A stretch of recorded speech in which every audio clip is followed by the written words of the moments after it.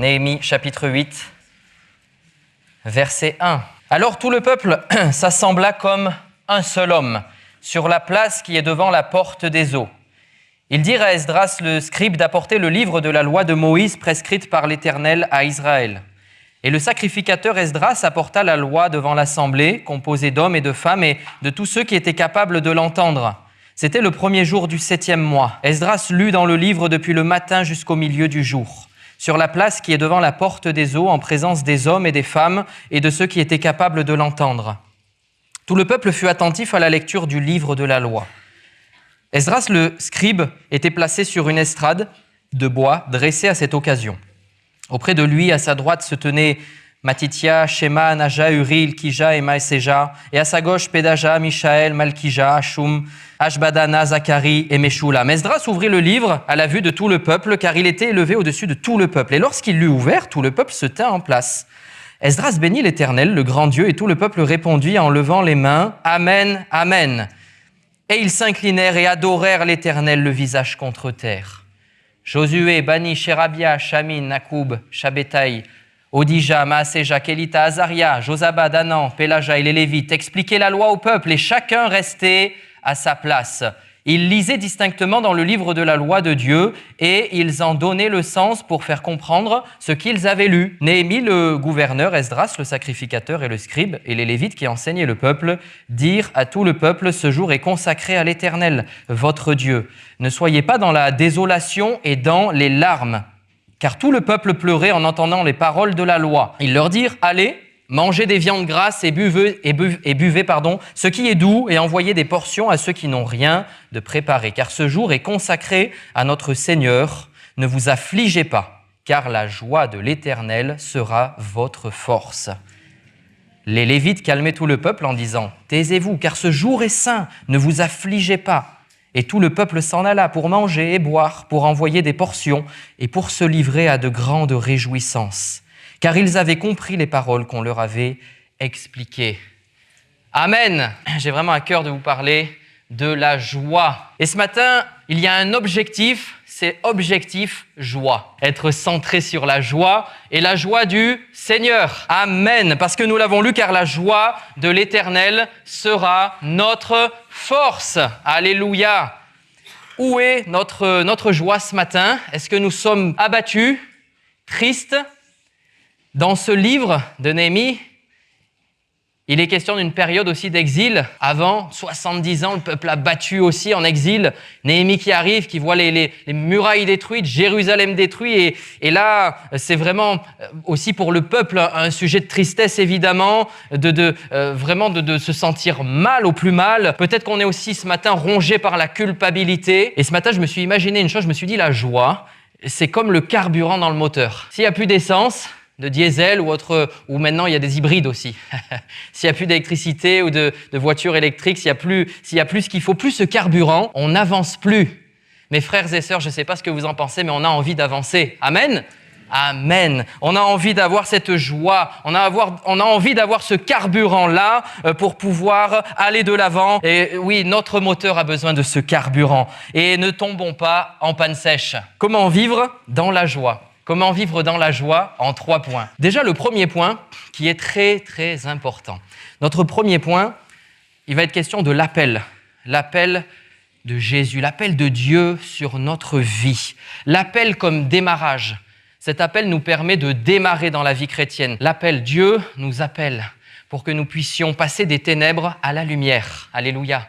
Je crois que cet appel est extraordinaire, un appel miraculeux.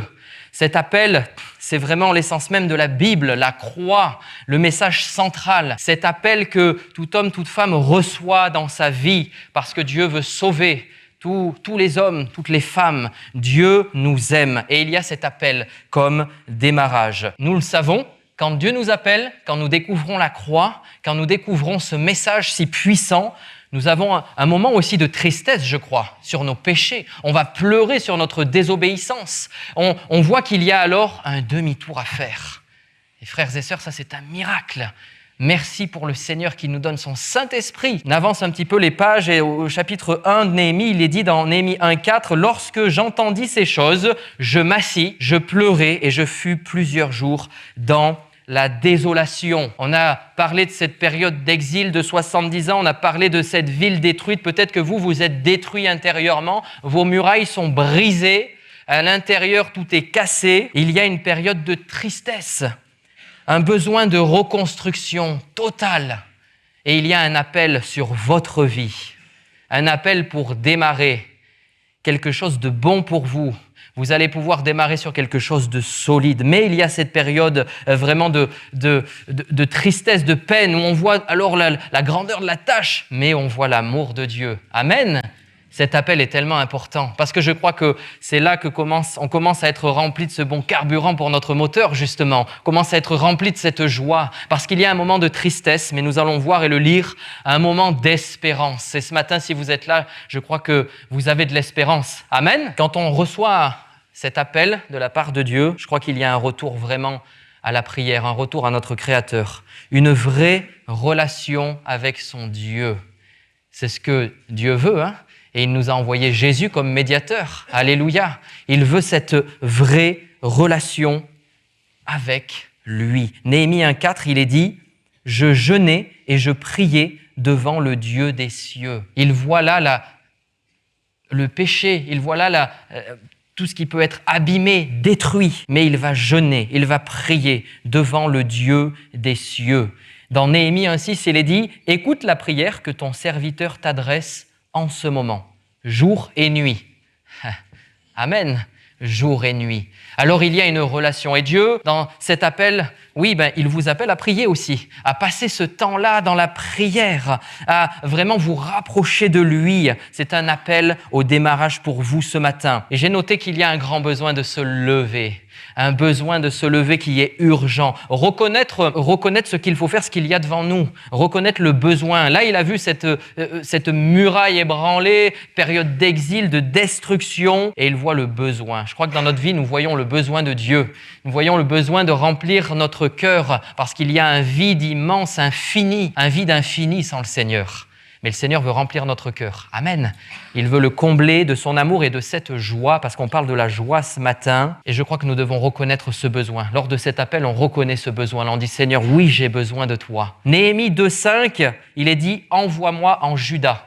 Mais on peut juste prendre ce bout-là, envoie-moi. Seigneur, envoie-moi. Il y a un appel pour ce démarrage, être rempli de joie. Je crois qu'on est dans la joie quand on répond à l'appel de Dieu. Vous le croyez ce matin? Amen. On est dans la joie qu'on puisse dire, Seigneur, envoie-moi. Néhémie 2,18, je vous le lis. « Et je leur racontai comment la bonne main de mon Dieu avait été sur moi et quelles paroles le roi m'avait adressées. Ils dirent, levons-nous et bâtissons.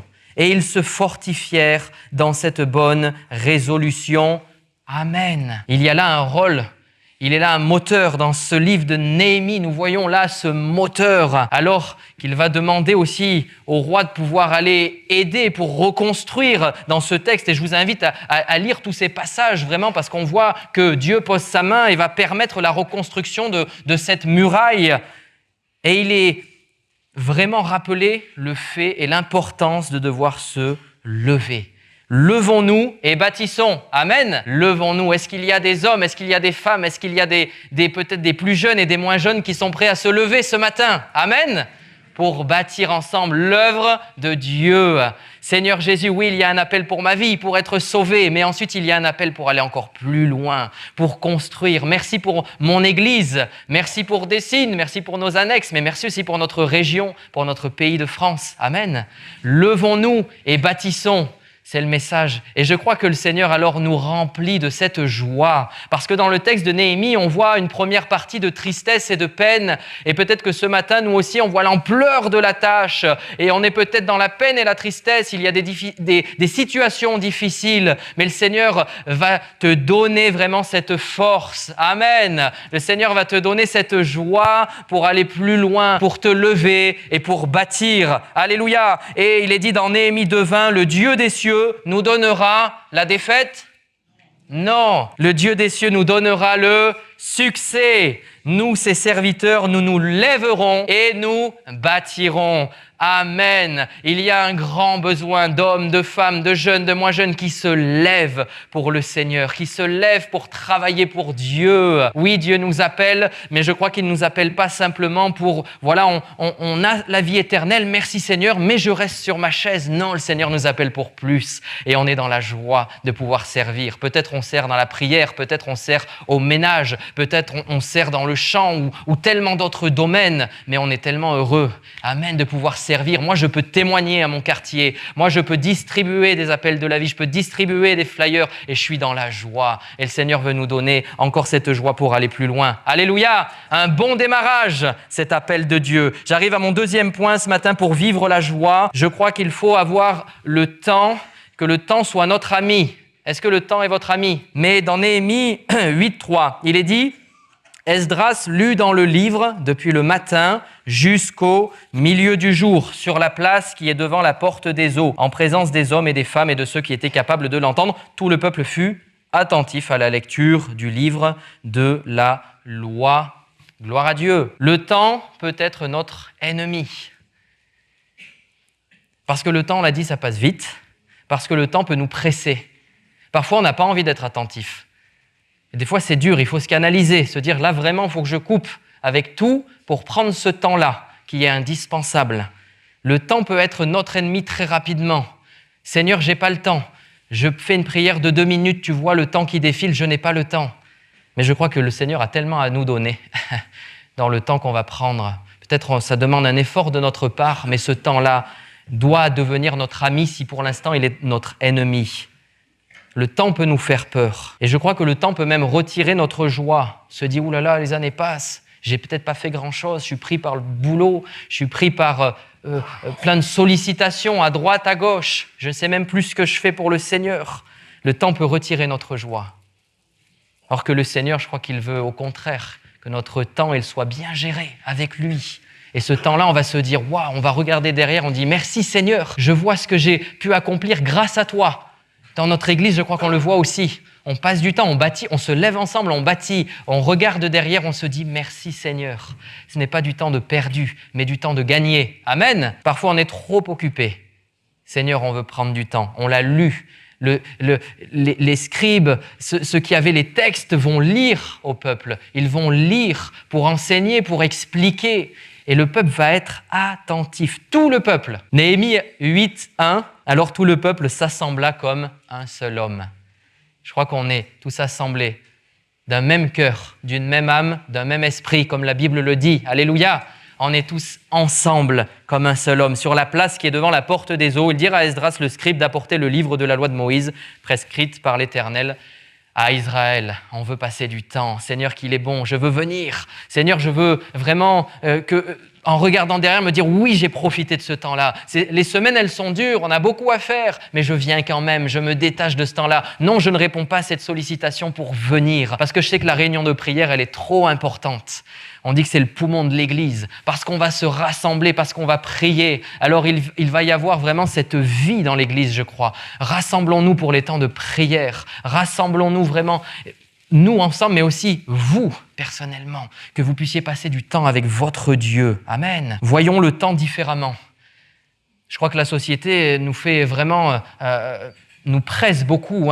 Aujourd'hui, on pense déjà à l'année prochaine, à dans 2 ans, à dans 4 ans, avec des événements, des choses comme ça. Le temps va vite, mais voyons le temps différemment. Profitons de chaque journée, de chaque minute. Nous savons que nous pouvons prier sans cesse. Voyons le temps différemment. Prenons le temps d'écouter Dieu. Dans ce texte, je crois qu'ils ont pu écouter Dieu. Et oui, je crois que Néhémie, comme le peuple, là, ont pris un temps efficace, un temps qui était nécessaire. Prenons-le nous aussi. Ne nous laissons pas aspirer justement par le temps. Néhémie 8.3, Esdras lut dans le livre depuis le matin jusqu'au milieu du jour. Je ne sais pas si on va lire autant ce matin, si vous êtes prêts. Mais il y a vraiment là un temps qui est pris, un temps à part. Esdras lut dans le livre depuis le matin jusqu'au milieu du jour. Il est dit que tout le peuple fut attentif à la lecture du livre de la loi. On a vraiment besoin d'écouter Dieu. On a vraiment besoin de tendre l'oreille, je crois. Voyons le temps différemment, que le temps soit notre ami et pas notre ennemi. Peut-être ça demande aussi de changer des habitudes. Je crois que des fois dans la vie aussi, on regarde, on se dit c'est vrai, j'ai pris peut-être des habitudes, il faut que je les change. C'est bon d'examiner, de voir ce que l'on peut faire jour après jour, se dire Seigneur, aide-moi, je veux changer mes habitudes parce que je lis ta parole, parce que je vois ce que tu me demandes. Et Seigneur, je veux peut-être là changer quelque chose pour avoir un temps de qualité. Alléluia. Des fois, il y a des temps qui ne sont pas de qualité. On le sait, on est pris par d'autres choses et on est à moitié concentré, mais je crois qu'avec le Seigneur, il faut être concentré totalement. Parce que c'est la Bible, c'est la parole du Seigneur qu'il nous donne. Nous devons être concentrés pleinement. Une des armes de l'ennemi, c'est de nous faire justement, de nous donner des choses qui sont pour nous vraiment pas intéressantes, et pourtant on y passe du temps. Parfois il y a des choses peu intéressantes et l'ennemi va jouer avec plein de choses aussi pour qu'on puisse limiter en fait notre temps avec Dieu. L'ennemi sait faire. Mais prenons ce temps, changeons nos habitudes. Néhémie 8,14, on lit dans le livre de la loi de Dieu chaque jour. Chaque jour. L'ennemi, lui, chaque jour, ça lui va pas. Il veut nous dire, non, mais aujourd'hui, c'est pas grave, tu as lu hier, tu as passé un temps hier, ne lis pas aujourd'hui, ce n'est pas la peine. Mais nous voulons passer un temps chaque jour avec Dieu. Amen. Que le temps soit notre ami. Seigneur, chaque jour, je veux être à tes côtés. Néhémie 8,6, Esdras bénit l'Éternel, le grand Dieu, et tout le peuple répondit en levant les mains, Amen, Amen. Et ils s'inclinèrent et se prosternèrent devant l'Éternel, le visage contre terre. Adorons notre Dieu. Alléluia, il est bon de l'adorer. Il est bon de saisir cet équipement de la prière. Dieu veut nous équiper au travers de la prière, au travers des dons spirituels, comme on l'a entendu ce matin, parce qu'au travers des dons, le Seigneur se révèle et parle à chacun d'entre nous. Laissons-nous équiper des choses du Seigneur. Adorons-le. Vraiment que ce temps-là soit pour nous un temps qui soit béni. Amen. Un temps qui soit béni avec le Seigneur. Prenons le temps de l'adorer, d'être équipés. Prenons le temps aussi de parler en langue à la maison, peut-être dans notre tête aussi, mais quand on est même au travail, dans des moments difficiles, prenons le temps. Vraiment, connectons-nous avec le ciel. Amen. Prenons ce temps-là. Et puis j'arrive donc à mon troisième point pour vivre la joie. J'ai noté le fait qu'il est important de respecter les saisons. Et vous le savez, on parle souvent de saisons dans la Bible, dans notre vie. Respecter les saisons. Pour ça, j'aimerais prendre ce texte dans Ecclésiaste au chapitre 3 et au verset 1. Il y a un temps pour tout, un temps pour toute chose sous les cieux. Amen. Et on peut compléter ce texte quelques versets plus tard, dans Ecclésiaste 3, verset 4, on le connaît aussi, il est dit un temps pour pleurer et un temps pour rire. Amen. Et on pourrait en dire d'autres, puisque l'Ecclésiaste en dit d'autres aussi. Mais oui, il y a un temps pour toute chose. Je crois qu'il y a un besoin d'équilibre là, dans notre vie. Et on l'a vu d'ailleurs, cet équilibre dans ce texte de Néhémie. Le peuple peut être triste aussi, vous l'avez entendu, le peuple est triste, on va lire la loi, on se rendre compte aussi de leur péché, de leur désobéissance, un temps pour reconnaître sa faute, mais je crois que c'est le temps aussi des réjouissances. Il y a un équilibre, un temps où on est triste et un temps où le Seigneur renouvelle nos forces, on est dans la joie, c'est le temps des réjouissances, de puiser sa force dans la joie du Seigneur. Amen. Néhémie 8,10, ne vous affligez pas, car la joie de l'Éternel sera votre force. Et oui, c'est vrai. Si on était tout le temps triste, je crois justement, on le disait tout à l'heure, qu'on ne pourrait pas avancer facilement. Ce serait un moyen pour rester sur place, ne plus rien faire. La tristesse nous envahit, alors on perd cette motivation, on perd ce feu. Je crois qu'il nous faut la joie. Et même quand il y a des moments tristes, on ne perd pas cette espérance. Même quand il y a des moments tristes, on garde la foi. Dans les moments tristes, on a ce témoignage de dire « Oui, je passe par quelque chose de compliqué, mais je sais que sur ma vie, il n'y a plus de condamnation. Je passe par ce moment-là, mais je garde la joie.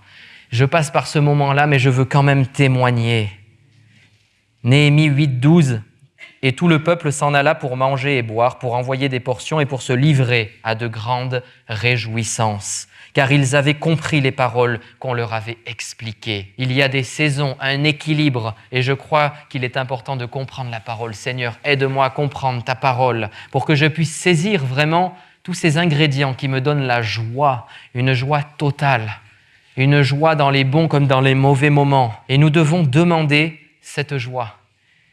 Dans une saison triste, ou même une saison meilleure, mais dans Jean 16, 24, il est dit « Jusqu'à présent, vous n'avez rien demandé en mon nom. Demandez et vous recevrez, afin que votre joie soit parfaite. » Amen. Ce matin, qu'on puisse se rappeler aussi que nous devons demander. Il y a des saisons, c'est vrai, tristes, de réjouissance, mais qu'on puisse demander au Seigneur. Le Seigneur nous écoute. Il y a cette connexion avec lui. On doit saisir cette connexion, demander dans le nom de Jésus. Jusqu'à présent, vous n'avez rien demandé. C'est triste de lire ça. Peut-être on regarde derrière, on se dit, mais c'est vrai, j'ai pas demandé. Demandons. Je crois que quand on demande quelque chose qui est agréable au Seigneur, quand on lui demande de le servir, le Seigneur, il répond. Quand on lui demande de nous remplir de sa joie, le Seigneur le fait. Amen. Je me rappelle toujours cette prière que j'aime rappeler quand je ne connaissais encore rien de la parole de Dieu, que j'étais vraiment au tout début de ma foi qui était là et je faisais cette prière, Seigneur, je veux te servir. Et la répercussion qu'il y a derrière. Amen. Et je crois que pour chacun d'entre nous, il y a des projets, un plan, évidemment, une vie extraordinaire. Levons-nous et bâtissons ensemble. Chacun a son rôle, a sa place. Et tout cela, on doit le faire dans la joie. C'est ce qui est rappelé ce matin. Cette joie, c'est celle qui nous est donnée par Jésus. Une joie qui nous aide à avancer, qui nous aide à vraiment nous lever et bâtir encore ensemble. Mais demandons. Je crois que cette prière est exaucée. Je crois que cette prière, Dieu l'entend. Fois, on dit, oui, mais le Seigneur ne répond pas. Moi, je crois qu'il répond. Mais je crois qu'il y a des saisons. Je crois qu'il répond. Des fois, il y a des moments tristes, mais en fait, le Seigneur est là. Et en fait, il nous demande peut-être un pas de foi supplémentaire. Seigneur, c'est pas grave, je me lève quand même. J'y vais. Et j'affronte parce que je sais que tu es là. Mais levons-nous. Bâtissons dans cette joie. J'ai bientôt fini. En conclusion, j'ai quelques textes que vous pouvez noter. Quelques textes à méditer pour garder cette joie, pour que nous puissions avoir une année de réjouissance ensemble. Psaume 100, verset 2, il est écrit « Servez le Seigneur avec joie, entrez en sa présence avec des cris de joie. » Amen. Voulons être une église joyeuse. Et je crois que le Seigneur le permet. Il nous remplit de sa joie. Nous devons le servir avec joie. Entrer en sa présence avec des cris de joie. Que ces temps-là soient des temps vraiment encore bénis. J'aimerais lire un deuxième texte, cette fois dans les Galates, chapitre 5 et verset 22. Galates 5, 22, je vous le lis. « Mais le fruit de l'esprit, c'est l'amour, la joie, la paix, la patience, la bonté, la bénignité, la fidélité, la douceur, la tempérance. » Amen. Rappelons-nous que c'est un fruit de l'esprit. On a dit tout à l'heure que c'était important de demander. Demandons. Oui, les fruits de l'esprit, Seigneur, c'est tellement bon. Ces fruits que tu nous donnes. Et la joie fait partie de ces fruits. La joie, c'est quelque chose de bon. Dans Actes, chapitre 20 et verset 24, il est dit « Mais je ne fais pour moi-même aucun cas de ma vie, comme si elle m'était précieuse, pourvu que j'accomplisse ma course avec joie. Et le ministère que j'ai reçu du Seigneur Jésus, d'annoncer la bonne nouvelle de la grâce de Dieu.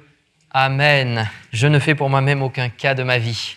Seigneur, je veux tout te laisser. » Ce matin, ça peut être une prière aussi. On l'a vu dans ces différents points pour vivre la joie.